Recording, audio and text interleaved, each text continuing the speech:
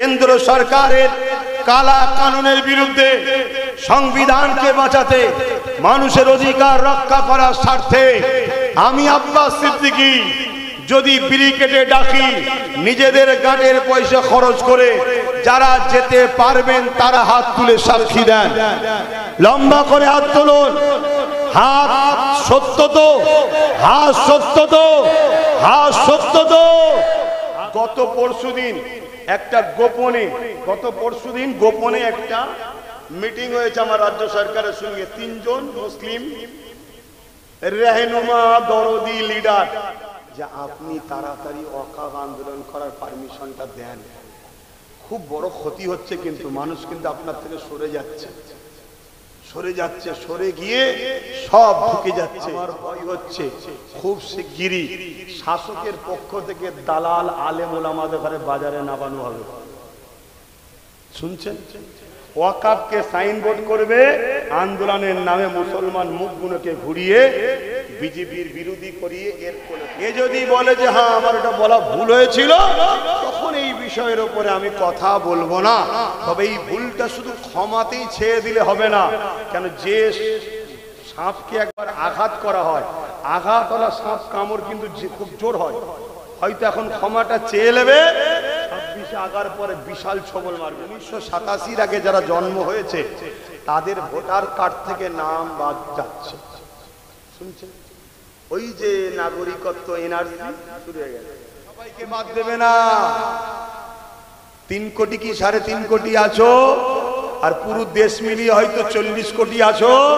প্রথম বছরে হয়তো 4 কোটি। এখনো যদি কোনো মুসলমান এই মসজিদ মাদ্রাসা দ্বীনের ইসলামের দুশমনদের সাথ দেয়, তাহলে সেই গাদ্দারকে প্রথমে বুঝান ভাই পরিবর্তন হয়। ওই মুখে বলবে আমার উপরে ভরসা করো, আমি হতে দেব না, তোমার উপরে ভরসা করে এখন এনআরসি হওয়া শুরু হয়ে গেছে। ভরসা করেছিলাম 1 মাসের মধ্যে আনিস খান বিচার পাবে, পেল না। উপরন্ত 9 বছরের ফুটফুটে তামান্নাকে তোমরাই বর্মায় মেরেছো, ঠিক না বেঠি? আমরা লাল বুঝি না, নীল বুঝি না, সবুজ বুঝি না, ব্লু বুঝি না, কোন দল বুঝি না। ওয়াকফের জন্য যে আমাদেরকে ভাগীদারির রাজনীতির সাথ দেবে, বাকি জায়গায় আমরা তার জন্য লড়বো, ঠিক না বেঠি?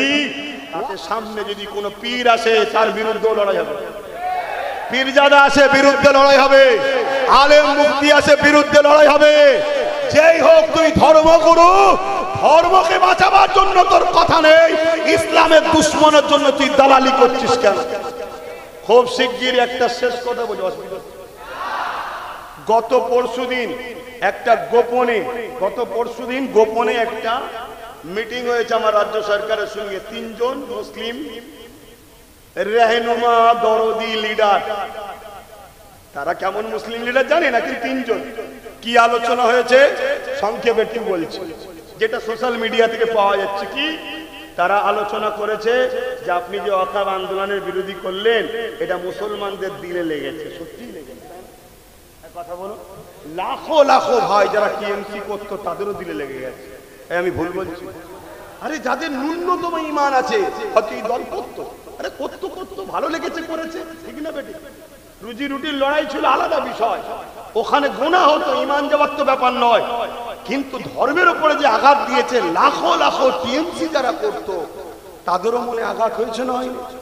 যে হারা আমরা লড়াই করে আনলাম, আমরা জেল কাটলাম, আমরা ভাইকে খুন করলাম, ভাইকে মারলাম, ভাইয়ের নামে মিথ্যা কেস দিলাম, দাদা পীরের আওলাদ নবীর খানদান মোসাদকে গাল দিলাম, সব কিছু করে ক্ষমতায় তোকে বসালাম, আমরা তো কিছুই পেলাম না। আর তুই ক্ষমতায় এসে বলছিস মসজিদ মাদ্রাসার পক্ষে কথা বলা যাবে না রাজ্যে? এটা আঘাত দিয়েছে না দেয়নি? তো ওর শাসকের দালাল কিছু মোল্লা হিসেবে আছে তো নাকি? তারা সব সার্ভে করেছে, সার্ভে করে, আরে মুসলমানের সঙ্গে কথা বললে উত্তর পাওয়া যাবে। সার্ভে করে দেখেছে যে এটা মুসলমান খুব খারাপভাবে নিয়েছে, তাই শাসকের কাছে গতকালকে বা পরশু দিনে গিয়ে গোপনে আলোচনা করেছে 3 জন। কি যে আপনি তাড়াতাড়ি ওয়াকফ আন্দোলন করার পারমিশনটা দেন। খুব বড় ক্ষতি হচ্ছে, কিন্তু মানুষ কিন্তু আপনার থেকে সরে যাচ্ছে, সরে গিয়ে সব ঢুকে যাচ্ছে।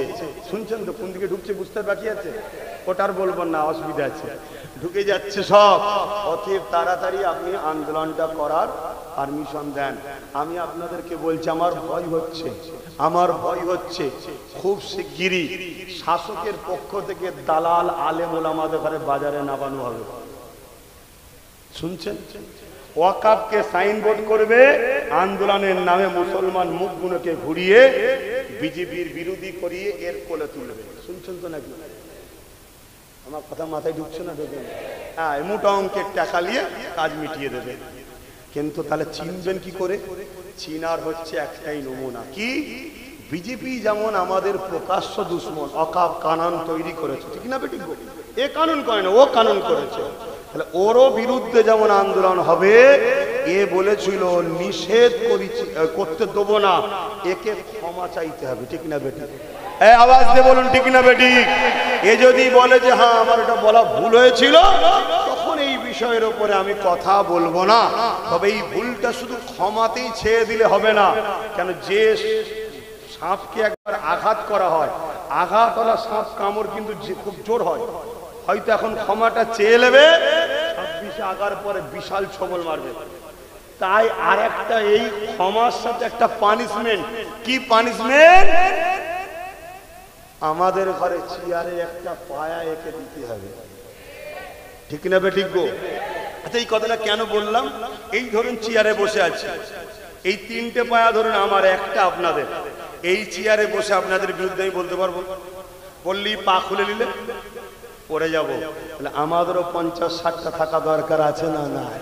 হ্যাঁ, তুমি লাও, বসো, তুমি বসো, আমরা কিন্তু পা ঠেকাবো। বসে আমাদের বিরোধী করবে না, মাদ্রাসাকে শেষ করবে না, মসজিদকে শেষ করবে না, মুসলিমদের অধিকার সময় সময় যে যেটা পাও না সেটা দিয়ে দেবে। তাই তো নাকি গো? আমি কি আপনাদের ক্ষতি করছি? যদি না করে, একটা ভয়ানক তথ্য বলে যাচ্ছে, ভয়ানক তথ্য। মিডিয়া দেখো, তোমরা মিডিয়া দেখো। 1987 আগে যারা জন্ম হয়েছে তাদের ভোটার কার্ড থেকে নাম বাদ যাচ্ছে। শুনছেন? ওই যে নাগরিকত্ব এনআরসি শুরু হয়ে গেছে, শুনছেন? আমার রাজ্যের নির্বাচন কমিশনার এই কাজটাকে আমার রাজ্য সরকারও সাপোর্ট করেছে, শুনছেন? তাহলে 1987 আগে যারা জন্ম হয়েছে তাদের নাম ভোটার কার্ড থেকে বাদ দেওয়ার কাজ শুরু হয়েছে। এই একদিনেতে সবাইকে বাদ দেবে না। 3 কোটি কি 3.5 কোটি আছো, আর পুরো দেশ মিলিয়ে হয়তো 40 কোটি আছো। প্রথম বছরে হয়তো 4 কোটি বাদ দেবে। কিছু বুঝতে পারবে? যার বাদ গেছে সে চুরি করে, বাকিরা বলবে আমার বাদ যায় না, আমি কেন টেনশন নেবো। তারপরে আবার 4 কোটি। কমছি না বাড়ছি? একটা দিন ওই 1000 টাকার ব্যান্ড নোটের মতো আমাদের দশা হবে। শুনছেন? কারো কাছে আছে নাকি 1000 টাকার নোট? যদি কারো কাছে থাকে চলবে। এখন যদি মসজিদে চাঁদা তোলা হয়, ও যদি বলে 1 লাখ টাকা, ভাই তকবীর তো খুব হবে নাকি?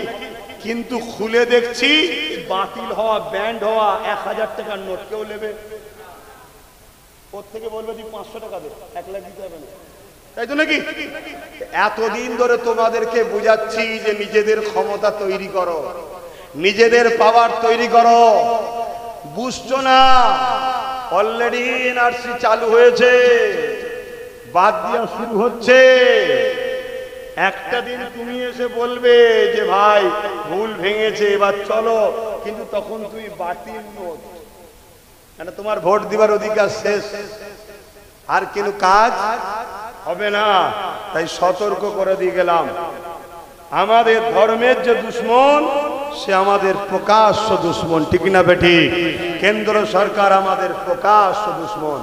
আল্লাহ নবী বললেন প্রকাশ্য দুশ্মনের থেকে ছদ্মবেশী দুশ্মন বেশি ভয়ানক। কে বলছে? রাসূল। তাহলে আজকে বিজেপির ক্ষমতা ছিল বাড়ি বাড়ি পোশাক পৌঁছাবার। জোরে বলো। দেখুন বন্ধু সেজে কি করছে, কাফের বানাচ্ছে। আচ্ছা, এই নিয়ে কোনো আলেম ওলামা পীর পীরজাদা কথা বলছে? কেন বলছেন না? এত বড় একটা মুসলমানদের ঘরে কাফের বানাবার চক্রান্ত চলছে, এলিও যদি কথা না বলে তার কথা বলবে কবে? না, এরা চটিকে নারাজ করতে চাইছে না, চটি নারাজ করতে চাইছে না। তাহলে বলুন আমি চুপ করে যাব? আপনারা আমার সাথে আছেন? লড়াই বিশাল জোর হবে। রাজি আছেন তো নাকি? গ্রাম থেকে শুরু করেন, গ্রাম থেকে শুরু করেন। এখনো যদি কোনো মুসলমান এই মসজিদ মাদ্রাসা দ্বীনের ইসলামের দুশমনদের সাথ দেয়, তাহলে সেই গাদ্দারকে প্রথমে বুঝান, ভাই পরিবর্তন হয়। আজ এই পরিবর্তন না হয়, তাহলে তুই জাহান্নামের কুকুর হচ্ছিস, হোগে যা। একবার আমাদের বিষয়ে চু চা শব্দ করবি না। যদি করিস, ইসলামের দুশমনের সঙ্গে যে ব্যবহার করতে হয় সেই ব্যবহার করব, ঠিক না বেটি? দ্বিতীয় নম্বর কথা, আগামী দিন এই ওয়াকফকে বাঁচাতে কেন্দ্র সরকারের কালা কানুনের বিরুদ্ধে, সংবিধানকে বাঁচাতে, মানুষের অধিকার রক্ষা করার স্বার্থে আমি আব্বাস সিদ্দিকী যদি ব্রিগেডে ডাকি, নিজেদের গাড়ির পয়সা খরচ করে যারা যেতে পারবেন তারা হাত তুলে সাক্ষী দেন। লম্বা করে হাত তুলুন। হাত সত্য তো? হাত সত্য তো? হাত সত্য তো? হাত নামান। কেন আমি ব্রিগেডে চাই? অনেকে বলছে নাকি ব্রিগেড হয়নি, পরে কেন করেন, কি ব্যাপার না ব্যাপার, অত আমি ডিপে যাচ্ছি না। কিন্তু ব্রিগেড করার অধিকার মুসলমানদের আছে না নাই? যদি বিজেপি করতে পারে, বাম কংগ্রেস করতে পারে, টিএমসি করতে পারে, লক্ষ কণ্ঠে হিন্দু ভাইয়েরা গীতা করছে, তাদেরও হক আছে করতে পারে, তাহলে আমরা কেন করতে পারবো না? অতএব আমরা সেই ব্রিগেডে যাব। আমার লক্ষ্য আল্লাহর কাছে আসা 25 থেকে 30 লক্ষ মানুষের একটা সমাগম করব ইনশাআল্লাহ। আপনারা যে হাতগুলো তুলেছিলেন, ধোঁকা নয় তো? বিক্রি হওয়া হাত নয় তো? মৃত্যু আছে না নাই? আল্লাহ সব দেখছে না দেখেনি? এতদিন লড়াই ছিল রুজি রুটি চাকরি কারবারের।